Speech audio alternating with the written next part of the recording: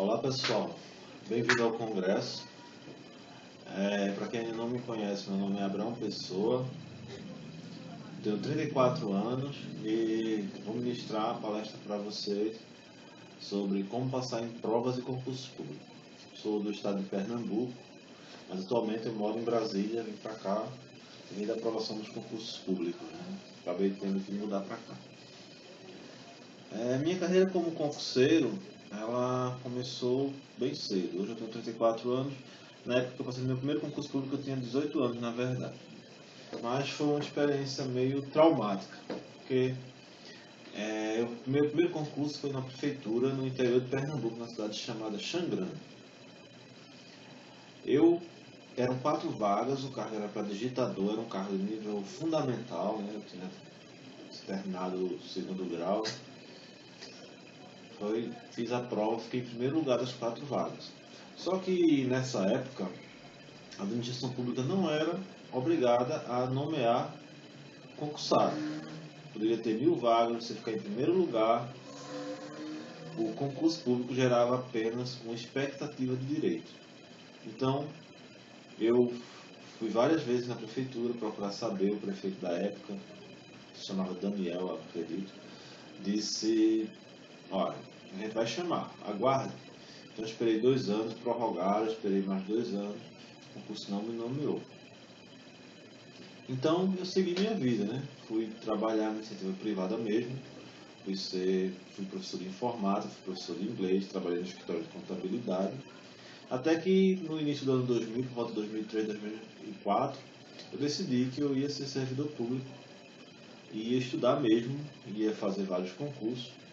Se precisasse passar em mais de um para ser convocado, eu passaria enquanto fosse necessário.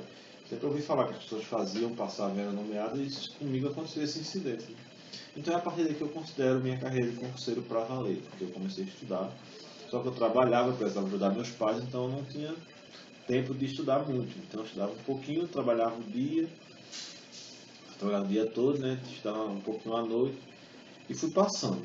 Então desses 10, 11, 12 anos que eu estudo para concurso, eu já tenho 9 como servidor público. Fui passando em concursos menores e hoje eu sou analista de sistema do Ministério Público da União, aqui em Brasília. Sou lotado ali na Procuradoria-Geral da República, né? Mas do início, desde aquele concurso que eu não fui nomeado até hoje, eu fui aprovado em 20 concursos diferentes, em todas as esferas, municipal, estadual e federal.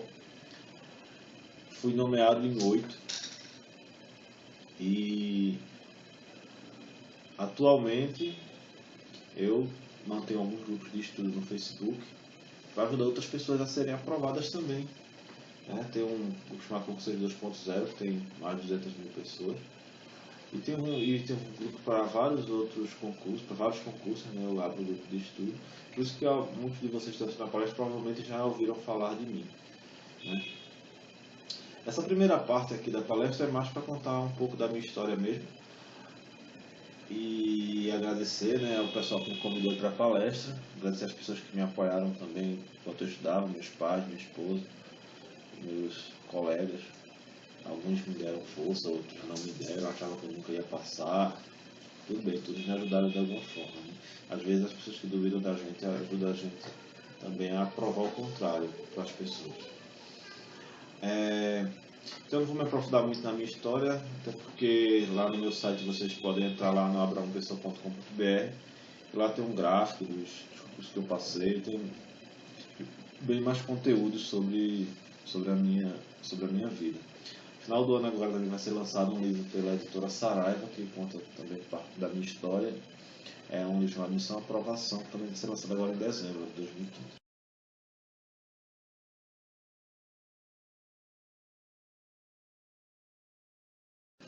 Nessa parte da palestra, pessoal, eu vou falar um pouco sobre o tempo necessário para se passar em um concurso público. Existe um certo glamour em torno do tempo de passar em concurso público. Muitas pessoas vivem divulgando aí como passar em concurso público em 2 meses, em 1 ano, e não deixam claro que isso é uma coisa muito pessoal do concurseiro. O que acontece? Cada um tem seu tempo disponível diário, tem todo um histórico de preparação. Na verdade, quando você vai fazer um concurso público, quando você se decide a estudar para o concurso público, se você fez um bom primeiro grau, um bom segundo grau, uma boa faculdade, você já tem mais de 50% do conhecimento necessário para um concurso público, bem mais de 50%. Se você não fez não tem uma boa preparação na escola, na faculdade, aí sim você vai demorar um pouco mais. Mas, por exemplo, alguém que já é formado em Direito, ele já viu português no segundo grau, viu todos os direitos na faculdade, vai fazer um concurso para técnico judiciário que tem todas as matérias que ele estuda na faculdade, mais um regimento interno e português, que teoricamente é a matéria que você mais estudou na vida, você já tem mais de 60% do edital conhecido, né? Claro que você vai ter que revisar, vai ter que estudar de acordo com a banca que vai fazer seu concurso, mas essa pessoa não começou do zero. A gente não pode dizer que essa pessoa estudou apenas um mês ou 2 meses e foi aprovado em um concurso. Agora, se você nunca viu direito na sua vida, você vai fazer esse mesmo concurso para técnico judiciário, você provavelmente não vai conseguir passar em 2 meses, principalmente se cair um processo penal, processo civil. Então, o tempo de passar em concurso público é uma coisa pessoal. Entendeu? Assim, muitas pessoas... Eu poderia dizer, por exemplo, no concurso do Conselho Nacional do Ministério Público, eu estudei 10 dias. Foram 10 dias de férias que eu teria para estudar. Mas eu não só estudei 10 dias. Eu já vinha estudando desde pequeno, né? Desde pequenininho, que eu lá da primeira série, segunda, terceira, aprendi a somar, multiplicar, aprendi português, entendeu? Fiz a faculdade de TI, também conta a faculdade como estudo. Então, se você começou agora, você tenha em mente que você vai demorar mais do que quem fez sempre estudou com um objetivo. O concurso não é igual a muitas vezes você está na faculdade estudando, mas você não está nem ligando muitas vezes e tal. Você ia para as festas e tal, durante a faculdade, fugia das aulas para ir para a festa. Isso é meio que comum assim, na faculdade, né? Então, é diferente o foco para concurso público. Você está lutando por um objetivo, é a sua vida que está em jogo. Não é simplesmente uma coisa que você estuda só para aquela prova, passou a prova, você nem lembra mais. Muitas vezes você não lembra mais daquele assunto para nunca mais. Isso é como se você nunca fosse pesado na sua vida, né? Como muitas vezes na escola a gente agiu assim. Então, o concurso é como se fosse uma maratona. 42 quilômetros você precisa correr para chegar no pódio, né? Para ganhar o prêmio. Só que existem vários tipos de corrida. Tem corrida de 10 km, de 5 km. Então, muitas vezes, você vai fazer um concurso, por exemplo, meu sonho é ser auditor da Receita Federal. São 22 matérias que você vai ter que estudar. Você não vai passar em 1 mês, 2 meses. Isso é lógico. Alguém vai chegar para dizer, não, mas um fulaninho passou em 1 mês ou 2 meses. Mas ele vai ocultar aquela segunda parte da história, tudo que ele tinha até começar, até sair o edital, por exemplo. Não, saiu ele só estuda depois que saiu o edital. Mentira. Ele já vem estudando há muito tempo, ele tem muito conhecimento junto, e ele estudou para aquele concurso especificamente depois que saiu o edital. Então, muitas vezes é melhor você estudar para um concurso menor. A gente não pode comparar 22 matérias do auditor federal com uma prefeitura que vai ter português, matemática e o conhecimento sobre a cidade, por exemplo. Para você, muitas vezes, quando você passa no primeiro concurso, você vai se sentir mais fortalecido. Então, é uma dica que eu dou aqui para vocês, que foi o que eu fiz também. Eu comecei por concursos menores. Por quê? Como eram poucas matérias, dá para você trabalhar e estudar para ele. Quando você passa, você começa já a ganhar um dinheiro e você já ganha confiança para estudar para outro. Mas, claro, se você tem disponibilidade de tempo para se preparar já para um concurso grande, melhor para você. Você vai começar ganhando mais dinheiro e aproveite o tempo que você tem, né? Livre, que você não precisa trabalhar, que você já tenha suprimentos suficientes, né? Mas assim, concurso público é mais uma prova de resistência, é mais parecido com uma corrida mesmo, como eu falei. Então, se você não tem fôlego para correr os 42 quilômetros, ou você vai andando, vai demorar bastante, ou você vai lá, corre de 2 km, ganha um prêmiozinho lá, depois corre de 5, corre de 10, até você chegar com capacidade suficiente para você correr a maratona lá e chegar lá no cargo dos seus sonhos. Então, a mensagem que eu quero deixar aqui, na verdade, é: não se preocupe com o tempo de passar. Só esteja preparado o suficiente para você ter certeza que tem capacidade de passar. Essa certeza ela é essencial para você não desistir. O que acontece? Muita gente começa a estudar, quando já está lá correndo 40 km, ele desiste. Quando ele voltar para a maratona de novo, ele vai começar a correr 5 de novo. Não vai perder, como se tivesse ele vai perder muito do tempo que investiu no estudo, né? Então não quer dizer que ele vai esquecer tudo que estudou, não. Se você estudou, desistiu, quer voltar a estudar, volte o mais rápido possível. O tempo é a única coisa que é igual para todo mundo. Tanto o homem mais rico do mundo quanto você, o dia é igual, tem 24 horas. Então, não perca tempo.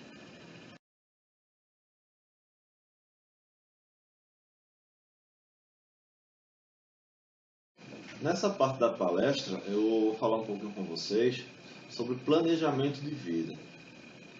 Eu estou introduzindo esse tema aqui porque o concurso público, ele te dá muito controle e facilita você planejar a sua vida. Por quê? Porque no concurso público eu posso escolher o órgão que eu quero trabalhar, eu posso escolher o local do país que eu quero morar e eu posso escolher o melhor, quanto eu quero ganhar. Então assim fica fácil planejar a vida, né? Teoricamente, pelo menos. Inicialmente parece fácil. Mas o que acontece? Você tem que passar por algumas etapas até você desenhar esse plano. Primeiro você vai ver onde você está atualmente. Quanto você ganha, quanto você gasta, quanto tempo você tem. É uma fase simples do plano. É você simplesmente analisar ao seu redor, se motivar, né? Se você não está gostando de como você está vivendo, o que você quer mudar. Você prefere ir para longe da sua família e ter mais dinheiro, ou ficar próximo da sua família, ganhar menos? Isso é uma análise que você tem que fazer de início. É onde eu estou hoje e como eu me sinto hoje. E o que eu quero mudar hoje. Isso vai te dar combustível para você avançar na vida. A segunda parte do plano de vida que você precisa fazer é saber onde você quer chegar. De repente você, talvez um concurso com o Banco do Brasil ganhando lá seus R$ 3.000 seja o suficiente para você. Você diz: não, eu quero me aposentando no Banco do Brasil, está ótimo, eu ganho meus 3.000, eu ganho hoje um salário mínimo, 3.000 já é suficiente, tranquilo. Outros vão dizer: não, para mim eu quero ser técnico judiciário, quero ganhar lá meus 5.000, tá bom para mim, eu me aposento, vou para a praia todo fim de semana, não quero passar num concurso lá no Nordeste, na praia. Já outro vai dizer: não, eu quero o Senado, eu quero ganhar meus 29.000 como consultor do Senado e quero morar lá em Brasília. Outros vão dizer, cada um vai ter um sonho, né? Então, essa é a melhor parte do plano, onde você vai traçar onde você quer chegar, né? Dizer, assim, é o ápice da sua carreira, como você quer se aposentar. É uma parte prazerosa de fazer, né? Você é livre para planejar tudo. Mas assim, a parte mais complicada é essa última agora, que é por que caminho você pretende passar até chegar lá no seu objetivo. Por que isso é complicado, gente? Porque, principalmente se o seu objetivo for grande. Para você se tornar, por exemplo, digamos que o seu sonho seja ser auditor fiscal do trabalho. É um concurso bom, paga lá mais de R$ 10.000, quase, acho que uns R$ 15.000. O meu sonho é ser auditor fiscal do trabalho. Eu acredito que muita gente está na palestra aí deve ter esse sonho. Então você vai ver lá, vai cair lá constitucional, administrativo, direito de trabalho, direito processual do trabalho. Você vai ver o que você vai precisar estudar, onde você vai morar. Mas para até conseguir esse sonho, o que é que eu tenho que fazer? Você tem aquelas duas abordagens, né? Ou você vai passando aos poucos em alguns concursos até chegar lá, ou você vai estudar logo para ele, se você tiver tempo e dinheiro para investir agora. Então, digamos que você escolha o caminho mais mais demorado, né? Que você vai passar em concursos pequenos. Como é que eu vou planejar esse caminho? Por exemplo, eu poderia, digamos que meu sonho seja ser auditor fiscal do trabalho. Então eu poderia estudar logo para técnico judiciário, porque é auditor federal do trabalho, digamos que exige faculdade, eu ainda não tenho faculdade. Não, eu vou estudar logo para, como técnico judiciário é segundo grau, então eu estudo, passo em técnico judiciário, faço minha faculdade, termino minha faculdade, aí eu estudo para auditor fiscal do trabalho. Mas qual faculdade eu vou escolher? Depende, talvez o sonho se você quer ser auditor fiscal, talvez você procure uma faculdade que seja mais compatível com esse sonho, sei lá, direito, administração, não sei, tem que ver muito o perfil do cargo, né? Então, esse caminho que eu estou falando para vocês traçarem o melhor caminho que você vai aproveitar mais para o concurso do seu sonho. Se você, por exemplo, quer ser auditor fiscal do trabalho, você se esforça para passar primeiro no Banco do Brasil, você vai estudar matérias nada a ver, você vai aproveitar pouca coisa para aquele concurso de auditor fiscal do trabalho. Digamos que você passou para técnico judiciário e você desistiu, você não quer mais ser auditor fiscal do trabalho. Eu soube que lá, o auditor fiscal do trabalho vai trabalhar no Pará, lá é muito quente, eu não quero ir para lá, por exemplo. Eu não conheço o Pará, tá, gente? Estou só dando um exemplo aqui. Digamos que lá seja quente e que você não quer ir para lá. Você mudou de ideia. O que você estudou até ali, o que é que você vai fazer? Isso é uma simples mudança de plano. Eu vou procurar algo que seja parecido com o auditor fiscal do trabalho, porque eu já tenho muita coisa. Porque eu já aprendi muita coisa para aquele concurso. Então eu posso, por exemplo, estudar para o auditor fiscal da Receita Federal, o auditor do TCU. Entenderam que esse planejamento, como ele é importante, você está decidindo sua vida. Sua vida não é algo que você... Não, eu vou começar a fazer concurso aí, o que eu for passando, se eu passar, eu vou ver o que é que eu faço. Você tem que ter um mínimo de estrutura para você chegar no mais rápido possível ao seu objetivo. Entendeu? Então, assim, o recado que eu queria deixar nessa parte é justamente esse. Não só planeje estudar para aquela prova, planeje sua vida como servidor público, imagine sua vida. Isso vai lhe dar também muita motivação, porque você vai ter um sonho a perseguir, você já vai ter um caminho traçado que você, claro que vai ter mudanças, né? Mas você vai ter para onde olhar. Se você vai navegar levado somente pelo vento, você não sabe onde vai chegar, né? Quando você já tem um destino, tem uma bússola, tem um aparelho que vai lhe guiando no mar, vai ser muito mais fácil de você chegar. Beleza, galera? Vamos para a próxima parte aí da palestra.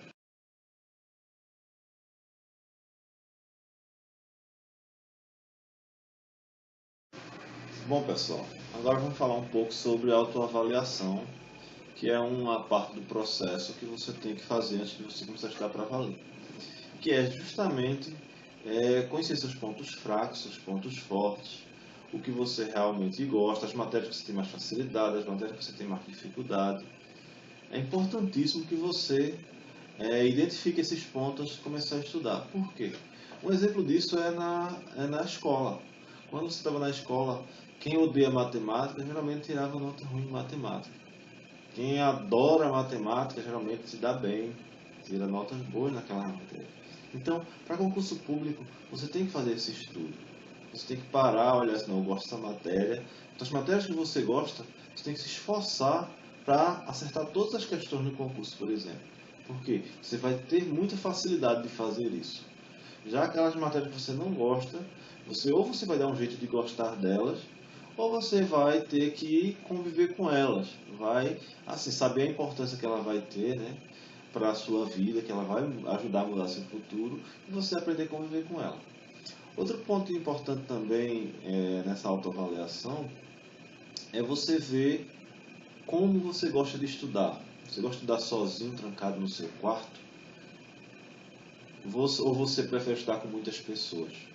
Você prefere sentir a concorrência, essa efervescência, aquilo que você tinha lá na escola, aquele monte de colegas? Você prefere isso? Isso é importante, porque algumas pessoas elas só conseguem se concentrar sozinhas no silêncio. Já outras preferem uma escola. Umas precisam de um professor ensinando a ela ao vivo, tirando as dúvidas. Outras, um curso online com videoaulas resolve. Algumas matérias, algumas pessoas têm essa diferença por matéria. Não, matemática eu só aprendo se tiver um professor me ensinando. Raciocínio lógico só com o professor. Outro diz não, português não adianta estudar pela gramática que eu nunca vou aprender. Só se tiver um professor me ensinando, dando exemplo. São essas coisas que você tem que identificar nesse momento antes de você começar a estudar. Porque você pode passar anos estudando uma matéria e nunca aprender porque você justamente não testou os métodos. Não é só você autoavaliar, é você autoavaliar e testar, certo? Muitas vezes você não está conseguindo aprender sozinho e você vai para um cursinho lá, assiste um aulão lá e se identifica. Ou vice-versa, você está lá no curso muito barulho, você não consegue se concentrar, fica olhando o que o vizinho está fazendo, o vizinho de banca, e você lá no seu quarto você consegue. Então, essa autoavaliação é muito importante, às vezes ela tem que ser feita por matéria antes de você começar a estudar para valer, entendeu? Pois é, então essa parte da palestra falar sobre essa autoavaliação, eu espero que todo mundo já comece a fazer imediatamente aí para que algumas pessoas já devem fazer, né? Mas se você ainda não faz, isso é importante também. Então assim, pessoal, ao longo da palestra aqui eu estou tentando dividir em partes para ficar mais didático que vocês quiserem ver depois só uma parte, entendeu? Eu acho que esse espaço vai ficar na cabecinha de vocês lá. Fazer o plano de vida, se autoconhecer, e eu assim daqui por dentro da palestra eu vou fazendo essa mesma divisão por módulos, tá?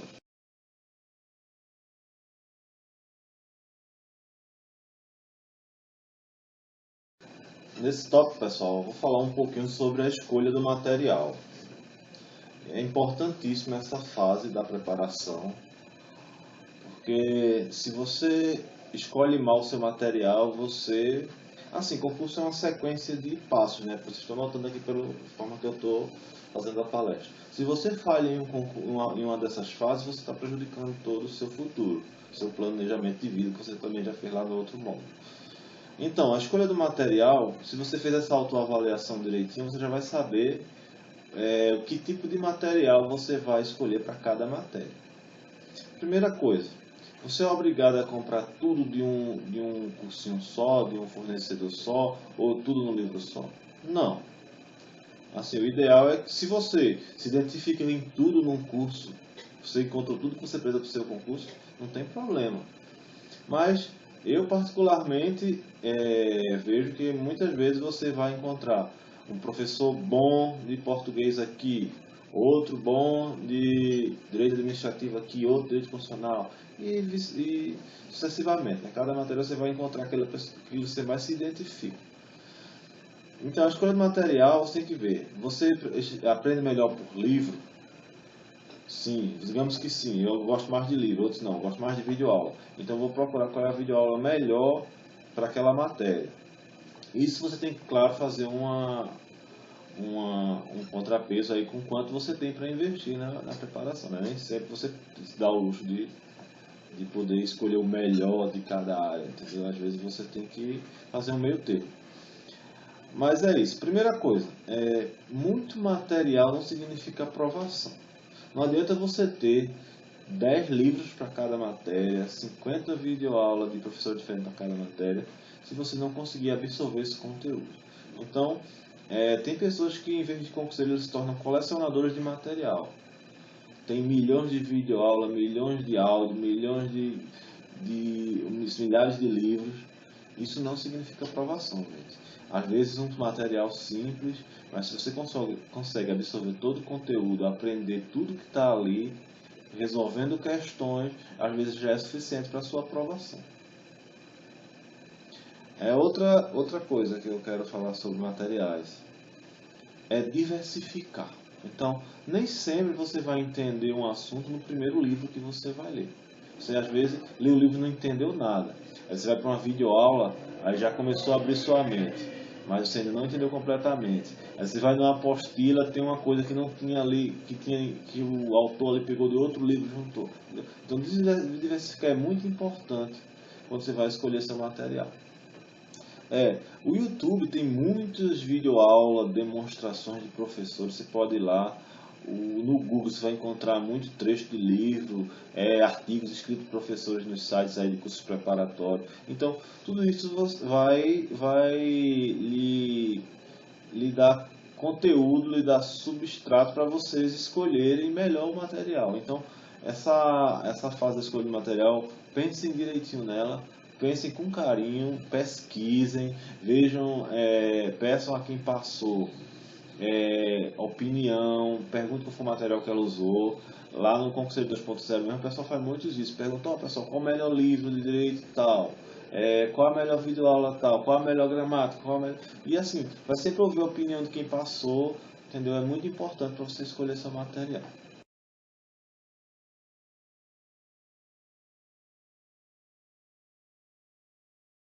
A partir de agora, pessoal, vou passar para vocês as técnicas de estudos. São técnicas que eu mesmo fui assim, desenvolvendo ao longo do tempo que eu estudo, né? E também que eu venho observando nos grupos de estudo que eu tenho no Facebook, que tem, somando todos os grupos, eu tenho mais de 500 mil de concurseiros, que eu vejo eles sendo aprovados a cada dia, eu vejo a história de cada um, vejo as técnicas que eles usam. Então eu vou passar meio que uma compilação disso para vocês, para facilitar a vida de vocês. Mas não existe fórmula mágica. Não existe como você passar sem estudar. Você vai ter que estudar, vai ter que sentar na cadeira, vai ter que passar horas todos os dias estudando. Não existe milagre. Se alguém te oferecer um milagre para você passar rápido, triplicar, quadruplicar suas chances, você pode até aceitar, mas deixe para pagar depois de passar.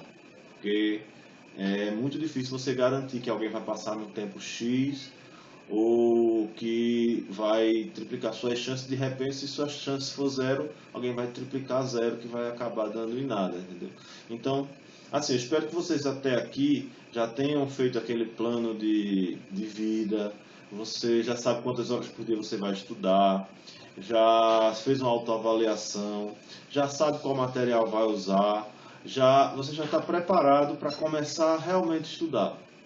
Então a gente vai começar a passar as técnicas para vocês.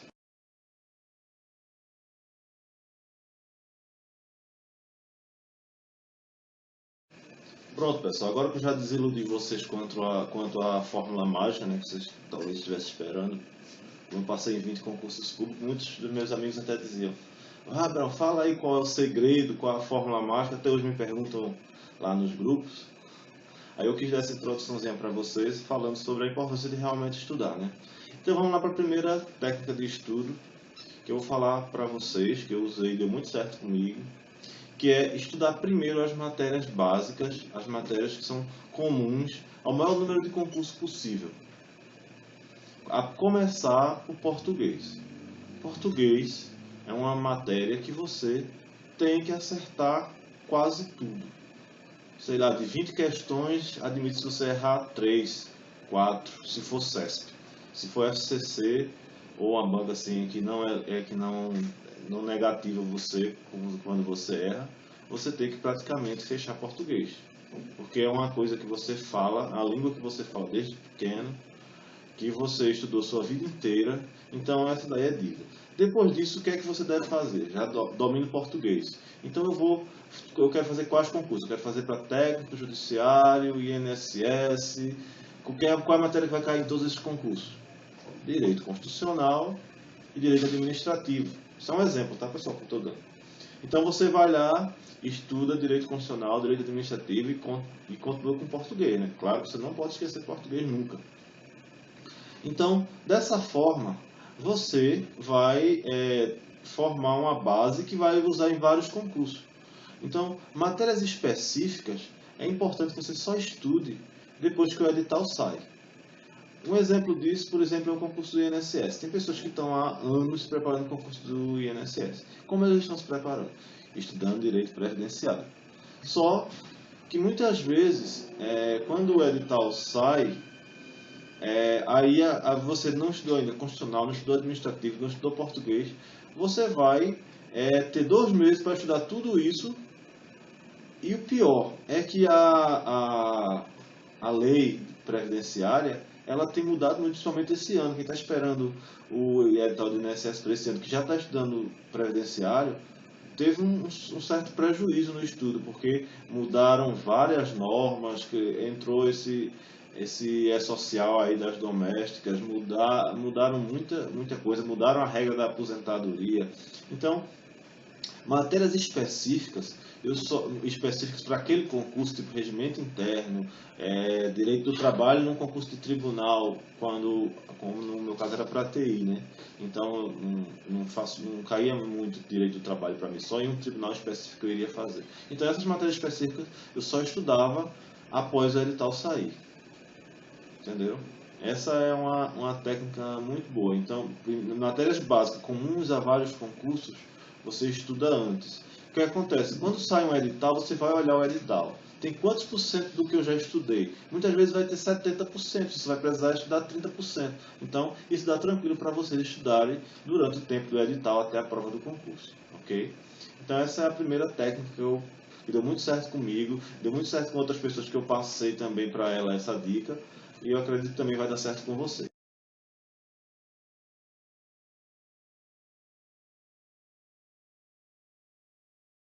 Bom, vamos à próxima técnica agora, pessoal. A próxima técnica, que é uma técnica que eu considero fenomenal, é a técnica dos resumos. Como é que eu faço resumo e como é que essa técnica você vai aproveitar melhor essa técnica? Primeira coisa, fazer o resumo de um assunto não é simplesmente você pegar as palavras que você acha mais importante e transcrever para o seu caderno ou para o seu arquivo lá do Word que você está usando para fazer o resumo. Como eu estudei em colégio público minha vida toda, era muito comum a gente fazer resumo desse jeito. Você pegava um texto e pegava as palavras mais importantes, passava, fazia uma gambiarrazinha ali para enganar o professor, para dizer que aquilo era um resumo. Resumo não é isso. Resumo é você ler um assunto, sei lá, um capítulo de um livro, por exemplo, ver o que você entendeu daquilo ali e escrever aquilo de forma mais concisa, de forma realmente resumida. Mas que quando você lê aquele resumo, você consiga lembrar do todo que está lá no capítulo. Entenderam? Então não é simplesmente eu pegar e escrever as palavras mais importantes friamente, sem nenhum contexto. Eu vou ler o capítulo, vou fechar o capítulo e vou escrever o que eu entendi. Se eu não conseguir escrever em algum momento, é porque eu não entendi. Então eu volto lá no capítulo. Realmente eu faço assim com livros, tá, pessoal? Leio de novo e volto para o meu resumo. Faço o resumo. Tranquilo. Qual a vantagem de eu fazer esse resumo? É porque futuramente, quando eu for estudar aquele assunto novamente, eu não vou voltar mais para o livro. Eu vou ler meu resumo. Vou ver se eu vou lendo meu resumo, vou vendo se eu lembro do que está lá no livro. Se eu não lembrar, é porque eu preciso voltar lá e dar uma revisada. Então, se eu pego um livro com 40 capítulos e eu fiz esse resumo dos 40 capítulos, porque aquilo ali é importante para eu entender a disciplina como um todo. Eu fiz lá o resumo dos 40 capítulos. Quando eu for revisar daqui a 2 anos, por exemplo, estou pensando a longo prazo, tá, pessoal? Não estou pensando naquele plano de passar em um mês, não. Eu vou ler meu resumo lá e vamos dizendo, digamos que tenha 3 capítulos que eu não consigo lembrar direito o todo daquele conteúdo. Então eu vou voltar para o livro e ler apenas aqueles 3 capítulos, não vou precisar mais ler 40. Eu usei esse método, por exemplo, no INSS, quando em 2012 eu reprovei para técnico do INSS. Mas todos os resumos que eu fiz para o INSS estavam guardados. Então, em 2013, 2014, né, 2013, 2014, eu acho, nesse concurso que teve, eu passei para analista dentro das vagas. O que foi que eu fiz? Eu já tinha um resumo de muita coisa pronta. Então, eu só fiz lá ler meus resumos e reutilizei, né, o conhecimento. Então, resumo é isso. Você evita de você ler todo o conteúdo novamente. Então, se você faz resumos para você, direito constitucional, direito administrativo, de português, das matérias principais, eu estou falando assim, essas são as matérias que são mais frequentes, tá, pessoal? Mas se você faz para banco, por exemplo, você vai ter lá matemática, que sempre vai cair em todos os concursos. Você vai fazer o resumo também de conhecimentos bancários. Entendeu? Isso aí o que eu estou falando nessa palestra, você vai aplicando a sua realidade, tá? Então, você faça isso, faça um resumo, de repente, às vezes é melhor você fazer um resumo num documento do Word, por exemplo, lá no computador, porque você pode colocar mais coisas lá depois, né, e no papel você vai ter que rasurar, sei lá. Assim, cada um tem a sua forma, né? Se você lá naquela parte da autoavaliação, você deve ter identificado isso aí, também qual é a melhor forma de você fazer seu resumo. né? Se você prefere escrever no papel, se você prefere escrever no computador, escrever no Google Docs, lá que é uma planilha, lá, um documento que fica na internet, onde você tiver, você acessa. Então, assim, essa é uma técnica muito boa. Eu espero que vocês façam bom proveito dela, tá, pessoal?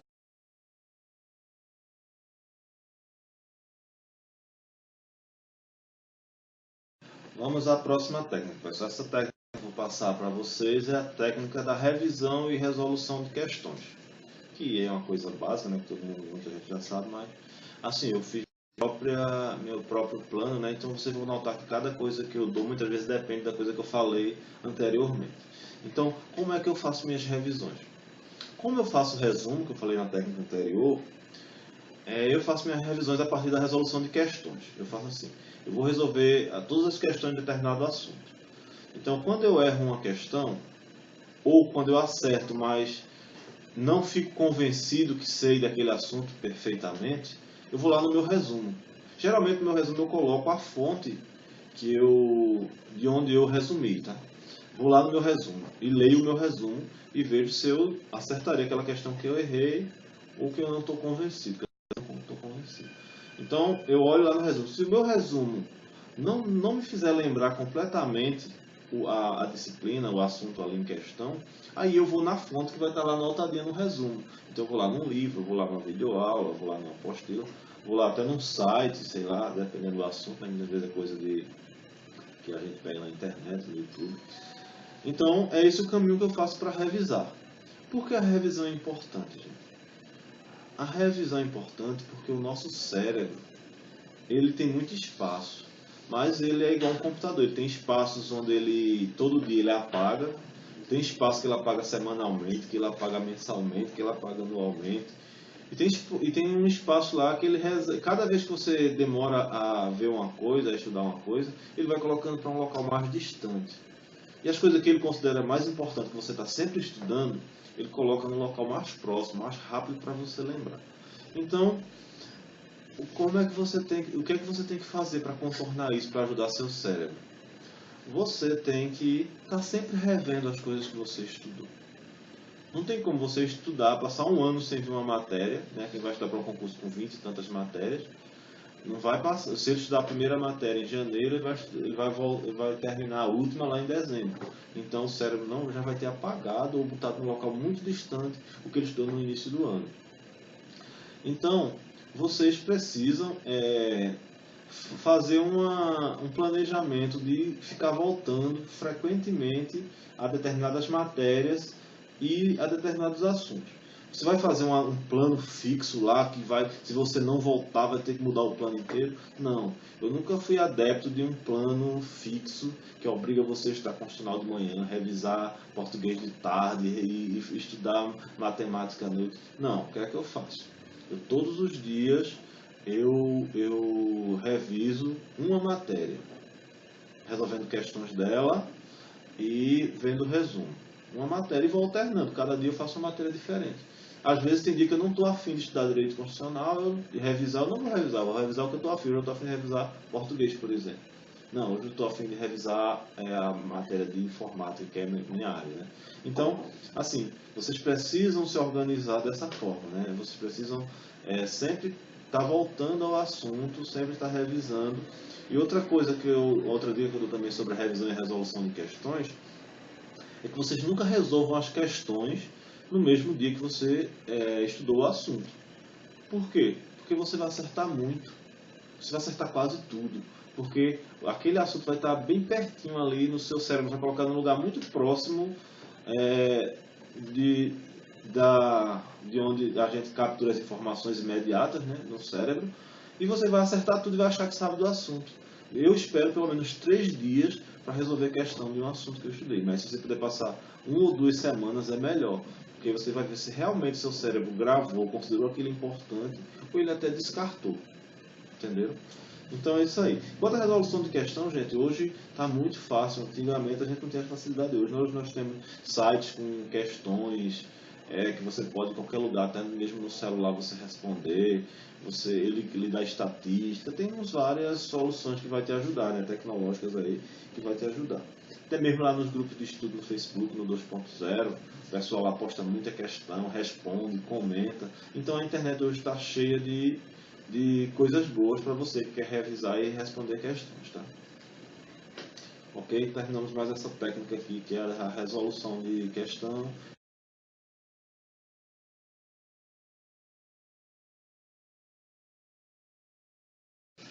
Bom, pessoal, vamos falar sobre mais uma técnica de estudo.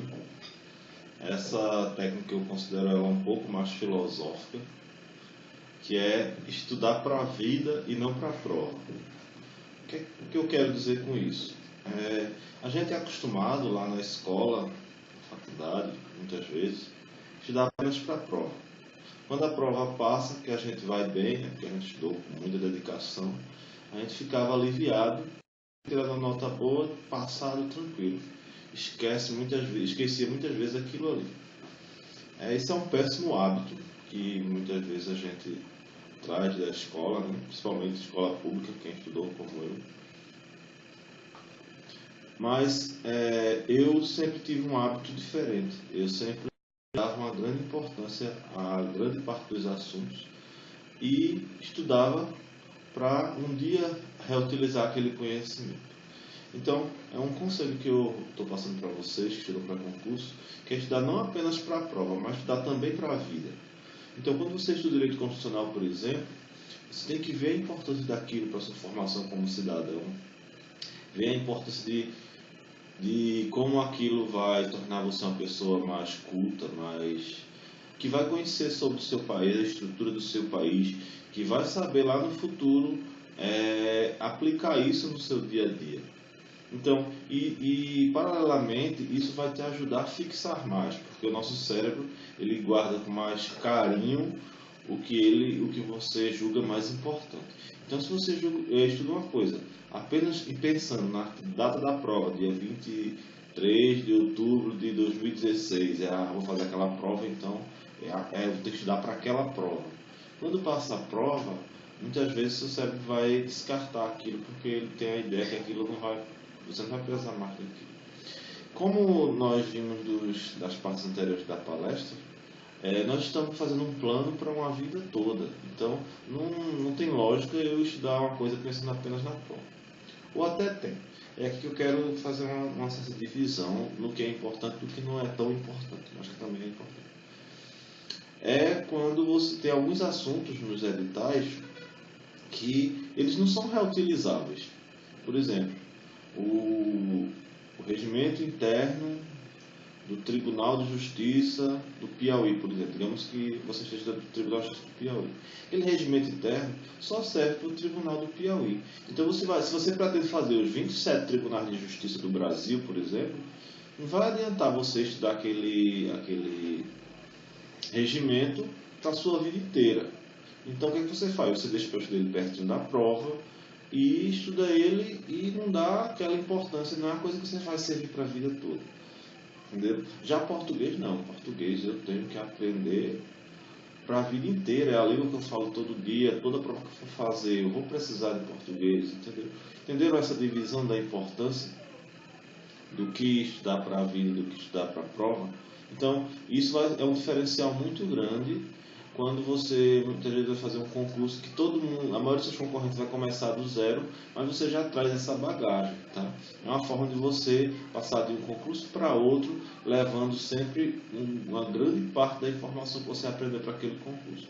E se você conjugar essa técnica com aquela que eu falei, de estudar as matérias comuns que caem em vários concursos, você vai ter um diferencial muito grande para todos os concursos que você for fazer, ok?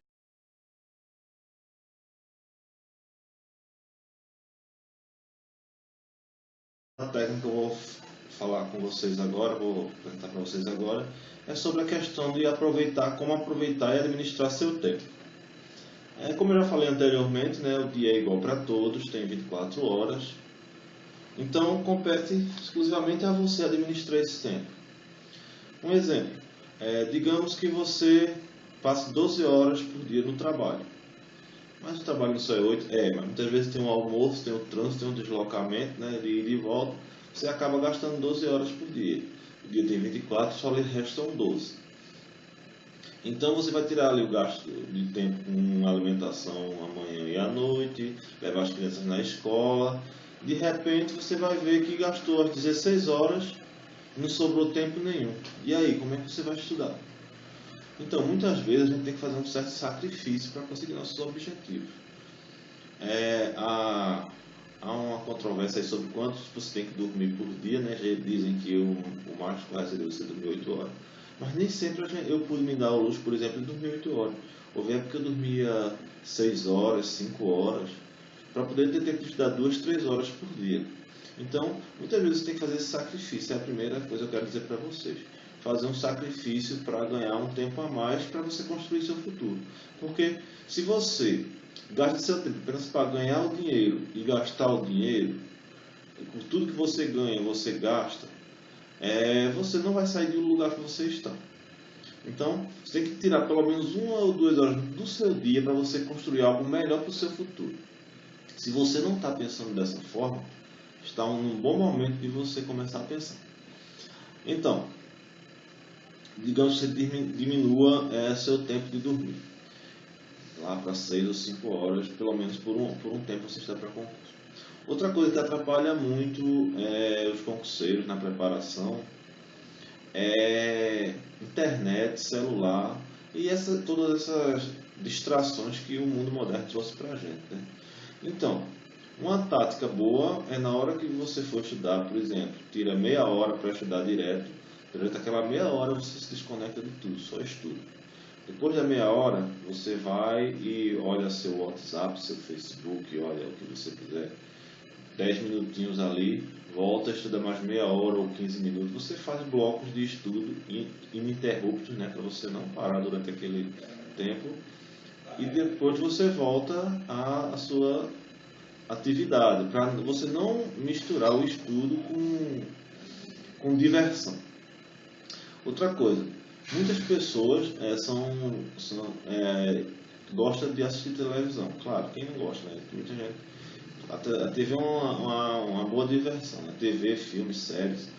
Mas assim, quando a gente está estudando para concurso, a gente tem que saber escolher melhor. Assim, muitas vezes fazer um certo sacrifício também. Então, se você é acostumado a assistir 3 novelas ou 4, então você pode reduzir para uma ou trocar a novela por um filme que só dura 2 horas e que não deixa você preso todo dia a assistir a continuação. Entendeu? São coisas simples que você faz e que muitas vezes vai lhe poupar muito tempo. Além disso, assim, os programas contínuos, tipo a novela, ela deixa você preocupado com o que vai acontecer amanhã.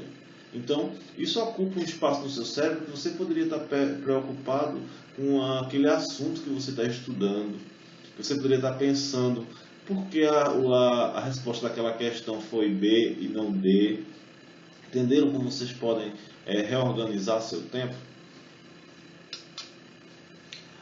Outra coisa, muitas vezes no seu trabalho você tem momentos ociosos que você pode resolver questão, você pode dar uma revisada no seu resumo, você leva seu resumo ali no bolso, de repente você dá, ou lá num documento lá do Word ou no Google Docs, entendeu? Muitas vezes, às 8 horas que você está no trabalho, você não trabalha 8 horas.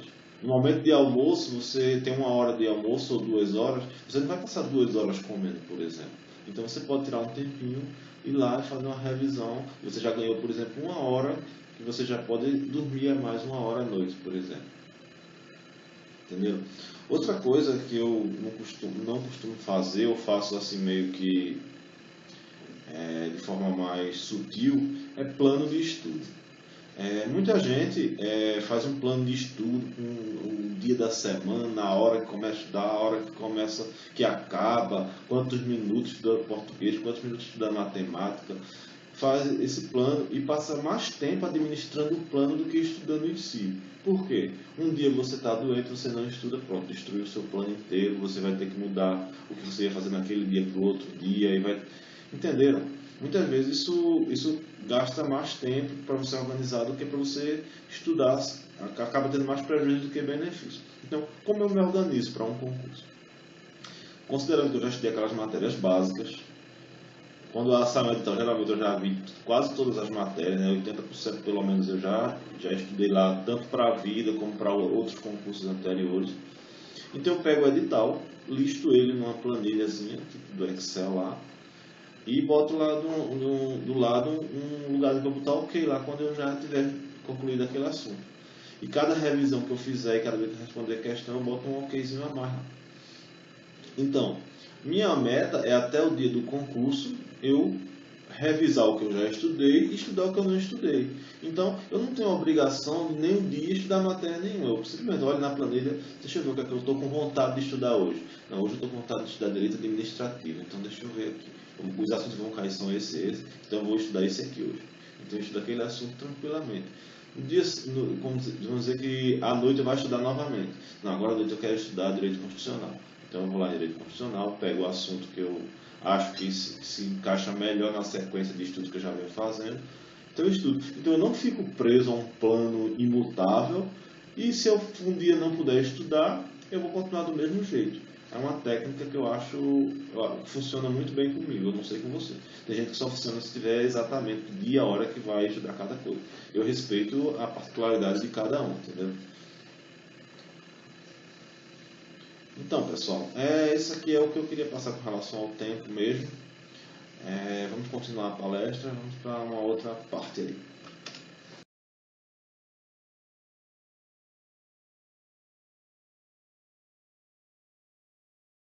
Bom, pessoal, essa é mais uma técnica que eu vou passar para vocês, que eu vou chamar aqui de escolhendo a concorrência. Mas dá para a gente escolher a concorrência do concurso? Assim, 100% das vezes não, mas muitas vezes dá para a gente dar uma melhorada. Primeiro, eu vou falar sobre concorrência. Muitas vezes um concurso tem 10 vagas e se inscrevem 1000 pessoas. Beleza, as pessoas muitas vezes divulgam, não, a concorrência é de 100 por vaga. São 10 vagas, 1000 pessoas, 100 por vaga. Isso assim é uma ilusão. Na verdade, não vai ser apenas 100 por vaga. Se você ficar entre os 100 melhores, você não vai estar dentro das vagas. Então, o correto seria dizer, o primeiro lugar é 1000 por vaga, o segundo, 999 por vaga, o terceiro, 998 por vaga, e sucessivamente. Mas, primeiro que eu quero falar aqui, a concorrência não é essencial para você passar num concurso. Porque se você estudar o suficiente para acertar todas as questões da prova, por exemplo, vamos botar na melhor das hipóteses, você teoricamente vai passar em quase todos os concursos, independente da concorrência. Geralmente, numa prova de 120 questões do SESC, por exemplo, se você fizer 80 pontos, você fica nos primeiros lugares de qualquer concurso, da maioria dos concursos, na verdade. Entendeu? Então, a concorrência não é um fator determinante. Mas, muitas vezes, é mais agradável a gente enfrentar uma concorrência menor, principalmente no começo, quando a gente está começando a estudar. Depois de certo tempo, você vai entender, vai sentir que a concorrência não é determinante. Quando você fizer um concurso que por causa de uma questão você não ficar nas vagas, aí você vai dizer, caramba, era só uma questão, eu ter revisado aquele assunto, era ter resolvido uma questão parecida que eu estava dentro das vagas. Então, mas para diminuir a concorrência, o que é que eu faço? Primeiro, você pode escolher outro local diferente do que você sempre escolhe. Muitas vezes você escolhe um local onde a concorrência é maior. Você pode mudar o local. Ou você pode também escolher uma área diferente. O que acontece? Se você tem uma formação numa área específica, é muito provável que você vá ter uma concorrência muito menor. Por exemplo, para técnico administrativo, nos tribunais, por exemplo, é muito comum a concorrência passar de 40 mil inscritos. Certo? Mas se você, para esse mesmo concurso, você se formou num curso específico, tipo tecnologia da informação, jornalismo, direito, essa concorrência vai baixar para 4, 3, 2 mil. Entendeu? E é uma forma de você diminuir a concorrência é você se formar em um concurso, em uma área específica, visando o concurso. Se você fez aquele plano de longo prazo, que eu falei para vocês anteriormente na palestra, isso vai entrar no seu cálculo quando você for escolher sua faculdade, se você ainda não tem faculdade. Muitas vezes, vale até a pena você fazer outra faculdade visando apenas concurso público. É uma forma de você mitigar a concorrência. entendeu? Não que a concorrência seja tão essencial, mas muitas vezes é mais fácil. Assim, é muito mais fácil você passar para um concurso de uma área específica para analista do que para técnico administrativo na área geral, porque a concorrência é muito grande, as notas são altas. Não é que a prova em si mude, mas as notas são muito maiores, entendeu? Claro que numa área específica você vai ter uma concorrência mais especializada, você vai concorrer com pessoas da sua área que vão saber muito bem aquele assunto. Mas de qualquer forma, se for o que você estudou 4 anos ou 5 anos na faculdade, você vai estar a par de muita coisa. Se você já começou a faculdade pensando em concurso público, já você estudava a cadeira na faculdade, já ia olhar como aquilo era utilizado na prova, entendeu? Então é isso. Seu concorrente maior é você mesmo. Se você estudar o suficiente, não vai ter como a banca te impedir de passar. Não vai ter como teus concorrentes te impedir de passar. Se você acerta todas as questões da prova, pronto, você vai depender só de esperar o resultado sair lá para você comemorar. Okay? Então fiquem tranquilos com a questão da concorrência. Vocês podem usar essas táticas aí, mudar de cidade, mudar de estado. Às vezes dentro do mesmo concurso tem um cargo lá que as pessoas não prestam muita atenção, acham o nome dele meio esquisito, que muitas vezes a concorrência é baixíssima, já aconteceu isso, é muito frequente. O concurso tem lá um cargo, um detalhe lá que as pessoas não prestam muita atenção. E muitas vezes o curso tem lá 100 inscritos, enquanto um cargo do mesmo salário tem lá 20 mil inscritos, entendeu? Ok. Acho que está acabando as técnicas de estudo por aqui já.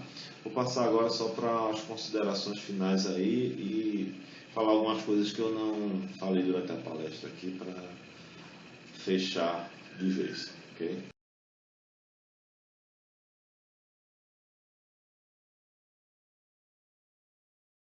Bom, pessoal, estamos chegando ao final da palestra. Espero que vocês tenham gostado.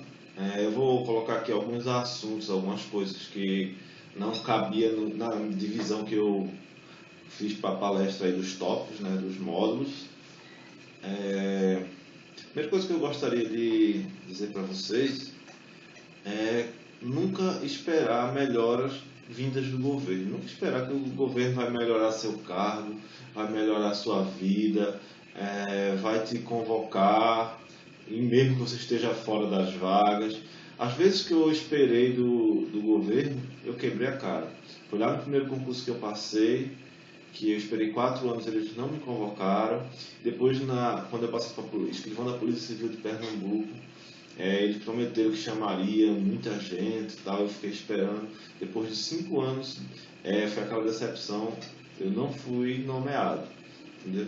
Então, a partir de então, eu passei a eu mesmo decidir minha vida. Se eu estiver, sempre que eu estou não gostando de algum cargo, eu estudo para outro.